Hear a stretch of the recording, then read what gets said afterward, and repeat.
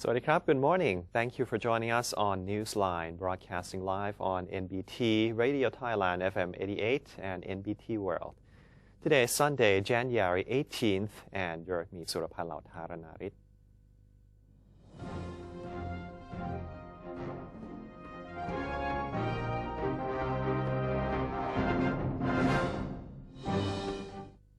As usual, welcome to today's segment of Thailand Moves Forward. In our first story, Prime Minister General Prayut Chan-o-cha last night told the public that the government would make Thailand a central monetary market and an industrial processed goods and agricultural goods hub in the ASEAN region. General Prayut also said that his administration would promote cooperation among related units in accessing technological advancement and innovation to increase productivity in small, medium, and large industrial businesses. The Prime Minister strongly believes that the move will eventually encourage more investment, bring increased competition, and stimulate the formation of a union of agricultural operators. Prime Minister Prayut said that officials would regulate energy prices in accordance with global prices. He also intends to revise the National Energy Plan to maximize efficiency. The Prime Minister expressed empathy, saying the government put low-income earners first, adding that he would not spend the budget subsidizing specific types of fuels. He says subsidies would encourage the public to buy only particular kinds of petrol, leading the government to import more crude and gas. He stressed that, more importantly, subsidizing fuel had also led to the smuggling of oil out of the nation in the past. The Prime Minister also touched on the next revision of the national energy policy, saying that the government would focus more on energy security while utilizing all available kinds of energy in order to protect the national budget. The National Legislative Assembly, or NLA, did not bar former Prime Minister Yingluck Shinawatra from having representatives answer queries related to her impeachment case, although the lawmakers wanted Ms. Yingluck to answer the queries personally, according to NLA President Pornphet Vichitcholachai. Mr. Pornphet, who hosted the NLA's questioning session on Friday, said the session proceeded according to regulations. When NLA members did not want Ms. Yingluck's representative to answer queries in her place, the conductors made a compromise by revealing the queries to the accused. Mr. Pornphet asserted that the conductors denying to give an opportunity to the representatives of the accused to answer queries would not affect the NLA's deliberation of the impeachment motion, because the case file submitted by the National Anti-Corruption Commission was already complete with all evidence and witnesses. The NLA president has said 3 impeachment cases currently under the NLA's deliberation will be rested by January 23rd. NLA President Pornphet Vichitcholachai reassured the public of the NLA's impartiality in the impeachment cases against former Premier Yingluck Shinawatra, former Senate Speaker Nikhom Wairachaphanit, and former House Speaker Somsak Yesuranon, saying that the legislature would strictly adhere to the rule of law and that justice will be given to all stakeholders involved in these cases. On this occasion, the President informed members of the legislative body that the impeachment motions against former House and Senate Speakers would be closed on January 21st, while that against Ms. Yingluck would be closed the following day, or January 22nd. He further disclosed that the verdicts on the 3 cases would be rendered on Friday, January 23rd.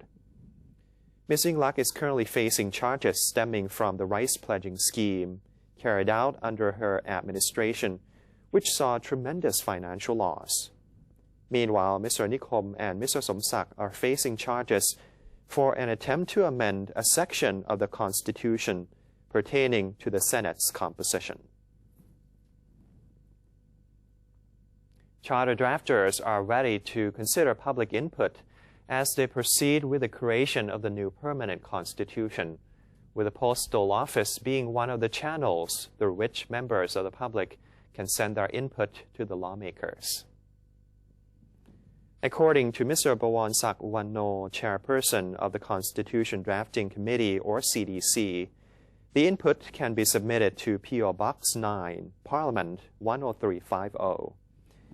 Mr. Bawonsak on Friday collected mails that contained public input for charter drafting, which had been submitted through the postal system. In addition to regular mails, a box for collecting input has been placed at each post office to facilitate the public's participation in the drafting process. Members of the public may submit input until May 31st. Professor Siracha Wongsarayangoon, an ombudsman, revealed that his office has submitted a proposal to the Constitution Drafting Committee, or CDC, asking for greater power and authority for an ombudsman so that he can take more proactive action in dealing with public complaints in the future. Professor Siracha said the proposal authorizes an ombudsman to order a 30-day cease to the implementation of any project under the legal procedure. Moreover, the office also requested authorization to prosecute any agencies which have received the complaints or suggestions from the office but did not follow the suggestion within 90 days. In the case, the agencies must report obstacles or difficulties they are encountering which result in the failure to abide by the ombudsman's suggestion. The newly proposed request aims to enhance the role of the ombudsman as a protector of the public rights. He also revealed that there are currently fewer inquiries and investigations into complaints related to politics, since many of the complaints have been revoked in accordance with the abolition of the 2007 Constitution, which also resulted in the abolition of the Ombudsman's authority. The revoked complaints include those against Ms. Yingluck, a former Prime Minister. The Constitution Drafting Committee, or CDC, together with King Prachatipok's Institute, are organizing a public deliberation entitled The Way Out for Thailand and the People's Power for Thailand's Reform, to act as an open stage for various opinions and suggestions to be exchanged among all parties and citizens. The CDC has created an effective mechanism for public engagement, and the public will get to decide and finalize reform ideas that will be drafted into the new constitution. Associate Professor Wuttisan Panchai, Secretary General of King Prachatipok's Institute, reiterated the importance of the public participation in the constitution drafting process. More than 100 agriculturists from all over Thailand are participating in the public forum alongside laborers, academics, and the general public. King Prachatipok's Institute's mission is to support Thailand in the right direction towards democracy and encourage good governance within the country. The CDC and King Prachatipok's Institute believe that through public participation and engagement, such as forums and seminars, the voice of the public will be heard. The Ministry of Labor has increased operational teams to combat the hiring of illegal immigrants in Bangkok and extended the deadline for the verification of their citizenship to March 31st this year. Permanent Secretary for Labor Nakhon Silapa Acha said the operational teams consisted of officers from the Department of Employment and the Department of Labor Protection and Welfare. Their job is to inspect, arrest, and take legal actions against illegal immigrants and the employers who hire them. From January 9th to 13th, the teams inspected 18 companies, hiring 5,089 alien workers. 3 employers and 33 alien workers were arrested. The Permanent Secretary urged people who had leads of illegal labor and human trafficking to contact the ministry at hotline 1506. The employers who have already registered their alien workers can have their citizenship identified until March 31, 2015. Thailand has 3 months to submit its Trafficking in Persons, or TIP, report to the U.S. The report will feature the progress of the country's anti-human trafficking operations in all sectors, as well as revisions to relevant laws. Advisor to the Deputy Prime Minister, Panithan Wattanayakon, said the government has set up a national committee and subcommittees to help push forward some anti-human trafficking operations, which needed to be included in the TIP report. Some of the operations needed to be completed within this month, said Mr. Panithan. The U.S.'s TIP report is expected to be completed in April. From May to June, the U.S. President will review the report with additional information from relevant agencies. As for solutions to human trafficking in the fishery sector, the advisor said the government was in the process of registering fishery workers. He added that Deputy Prime Minister and Defense Minister Prawit Wongsuwan had traveled to Vietnam to discuss human trafficking in the fishery industry with the Vietnamese government, since the country was facing the same problem as Thailand. Thai exporters will soon have a new customer as South Korea has agreed in principle to buy Thai frozen chicken. According to the Department of International Trade Promotion, South Korea has issued a letter to the Thai embassy in Seoul to inform of the plan to import Thai chicken meat. The announcement is the 5th step out of the required 8-step procedure prior to the purchase of Thai chicken. South Korea has stopped buying Thai poultry since 2004. South Korea's decision to import Thai frozen poultry results from her ban on poultry imports from the U.S., which was imposed in December last year due to the bird flu outbreak. Seoul now mainly imports poultry from Brazil, but the shipment from the South American country normally takes about 40 days, prompting South Korea to resume the purchase of Thai chicken to save costs. The Department of International Trade Promotion said goods transport from Thailand to South Korea would require no more than 10 days. The remaining stages in which South Korea will inform Thailand of disease control and testing requirements, as well as certify butchery and slaughterhouses, are expected to be completed within the middle of this year, after which time the country will be able to start shipping the goods to South Korea. The value of Thai SME exports in November 2014 was 156 billion baht, increasing by 8.85% compared to the same month in 2013. ASEAN was the market Thailand exported SME products to the most. The Office of SME Promotion has reported that the overall Thai SME growth in November 2014 was stable, following rubber and rice price drop, delayed investment in the private sector, and decreasing budget disbursement in the public sector.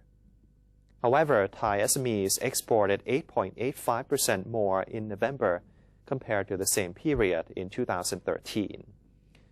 Most of the exports went to ASEAN, China, and Japan, with the most exported products being jewelry and accessories, plastics, machinery, computers, sugar, and electrical equipment. November's import value was 203 billion baht, increasing by 6.46% compared to the same month in 2013. Thai SMEs imported products the most from China, Japan, and ASEAN. There were more than 4,400 new companies registered in November, increasing by 0.57% compared to the same period of the previous year. Most of them were construction firms, restaurants, and travel agencies. The Tourism Authority of Thailand, or TAT, is organizing a fair at Lumpini Park entitled 2015 Discover Thainess, in order to showcase Thailand's unique cultural treasures and as a way to stimulate tourism in the country. Kun Niranut Traijakwanith has this report. The 2015 Discover Thainess Fair is being held to bring the sense of Thailand to Lumpini Park and is aimed at emphasizing the priceless treasure of Thailand and to showcase the unique traditions, culture, and society. The event is offering a window into the kingdom's glorious centuries-old culture and will feature 5 major regions of Thailand. Local and international visitors have the chance to immerse themselves in Thai culture through participation in various activities at the event. The purpose of this campaign is to highlight aspects of Thailand's unique culture, as well as to pass on knowledge of Thai traditions to international tourists, so they can fully experience the friendly character of Thai people, and at the same time as the way to encourage Thai people to take part in the preservation of Thai tradition and culture. Mr. Santi Chudintra, the Deputy Governor for Policy and Planning of Tourism Authority of Thailand, or TAT, talked about this event. So far, three days that we counting the visitors are very impressive because there are almost 100,000 visitors per day. So this event will organize for 5 days. So we expect 500,000 visitors coming to join this event, which is very unusual. Maybe because of the good location of Lumpini Park, thanks to Bangkok Metropolitan Administration that they join Tourism Authority of Thailand and allow us to organize this event in this Lumpini Park, which usually they will not allow. But because this year is the 90th anniversary of the Lumpini Park, so they are very generous that they work with us and allow us to organize this event. The event is expected to generate more than 250 million baht, as numerous visitors are encouraged to shop for food and to take pictures of tourism site replicas. Visitors are invited to enjoy a variety of activities, including contemporary performances, Thai folk dance traditions, Khon performances, as well as concerts and music performances from well-known singers and famous bands. Niranut Traijakwanith reporting.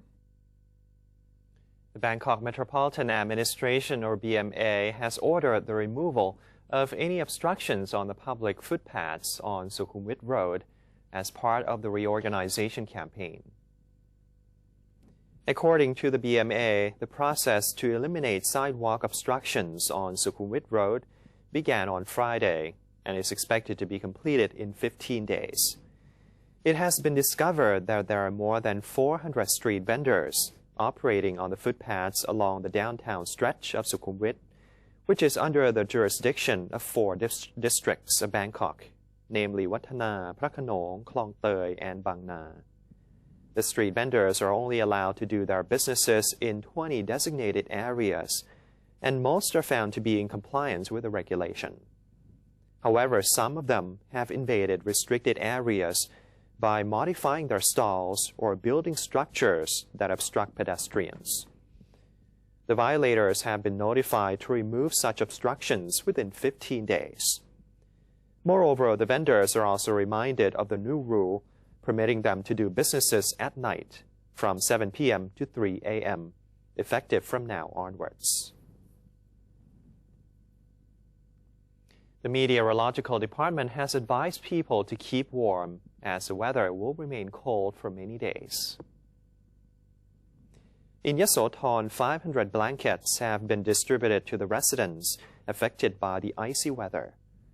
The 16th Infantry Division of the Royal Thai Army will deliver more blankets to people in the surrounding areas, particularly the elderly and poor families.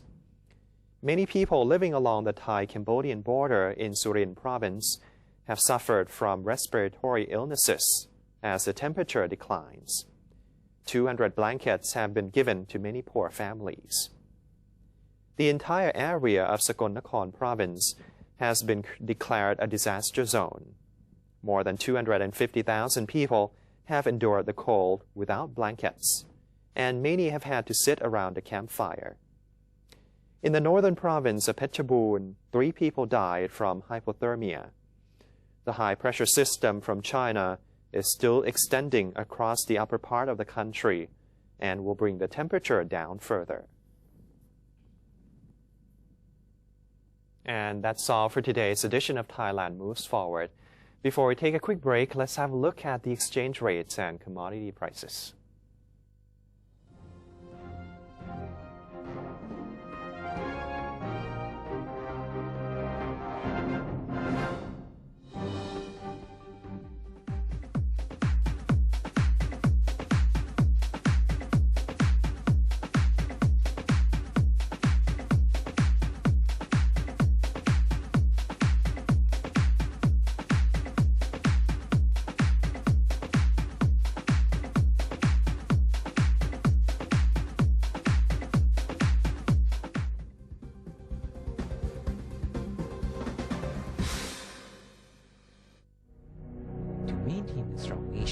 Thailand is promoting 12 core values for the good of the people.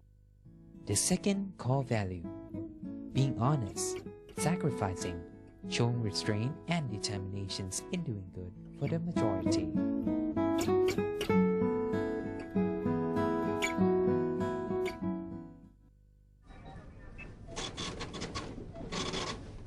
How could you do that to me? Stop it! Huh? Don't you get it? I don't need you anymore. Enough! We're through. There's someone else in my life. Say no to the past. Bring your own bag. Say no to plastic. Faithful Buddhists are invited to donate to the building of a huge Buddha statue known as Praputta Metta. It's to be constructed at Tepratown Temple, Soi Dao, Jantaburi. With a 20,000 baht donation, the donor's name will be engraved on the foundations of the statue. Those wishing to contribute may make their donations at the Royal Thai Embassy or at the Consulate General in each country, 7-Eleven convenience stores and stores with counter service signs, Krung Thai Bank, Siam Commercial Bank, or Bangkok Bank. Please contact the phone numbers shown for more details.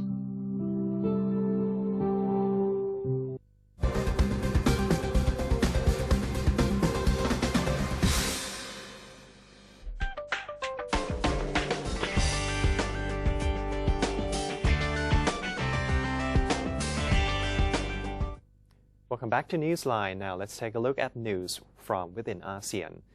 UN Special Envoy on the human rights situation in Myanmar, Yang Hee said that some advancements had been made in addressing the serious humanitarian and human rights issues she saw in Rakhine State in July 2014, but she added that much more needed to be done.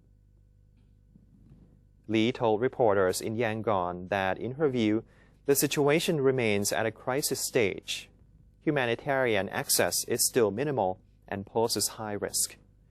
She said further that the lives of the internally displaced people who have received their citizenship cards in Maibon camp have not changed. They remain inside the camp with minimum food rations and limited access to health care and other essential services, she added. Lee stated that concerns regarding the treatment against ethnic minorities remain, citing ongoing arrests and prosecutions of people exercising their rights to peaceful assembly and association, including in relation to land confiscation, environmental degradation, and constitutional reform.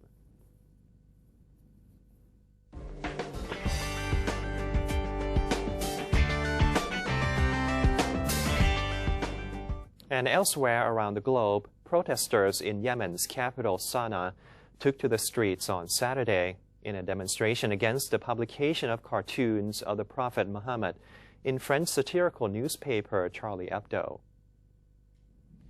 The offices of Charlie Hebdo were attacked by 2 Islamist gunmen who killed 12 people. The newspaper is known for lampooning religious and political figures. In its first issue since the attack on January 7th, Charlie Hebdo published on its front page a cartoon of the Prophet Muhammad holding a sign reading "Je suis Charlie," a slogan for supporters of the newspaper under the words "All is forgiven." Many protesters in the Middle East and parts of Africa have been angered by what they see as a further provocation.